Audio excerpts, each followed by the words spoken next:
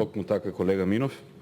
Значи владата односно ова акционерско друштво се финансира од владата и затоа треба да интервенираме на овој начин.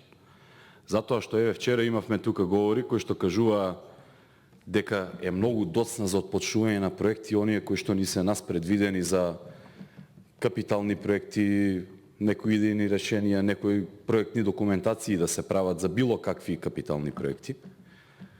Од една страна велите дека е доцна за да се реализира тоа, дајте нешто што можеме да го изреализираме побрзо. Тоа беше вашиот став, односно можеби не беше ваш личен, меѓутоа генерално на мнозинството. Еве ова е тоа што можете веднаш да го изреализирате. Значи веднаш. Одлука внатре во агенцијата, каква и да се донесе, они можат да донесат одлука ако немаат предвидено средства како ќе ја реализираат. Дајте од тука да интервенираме директно со финансиска помош, да се даде таму каде што треба, како не е во буџет. Од каде се акционерското друштво, од каде се финансира? Од каде се финансира? Тоа се финансира директно од владата. Тие немаат дополнителни приходи од 5 милиони евра кои што би можеле да ги пренаменат.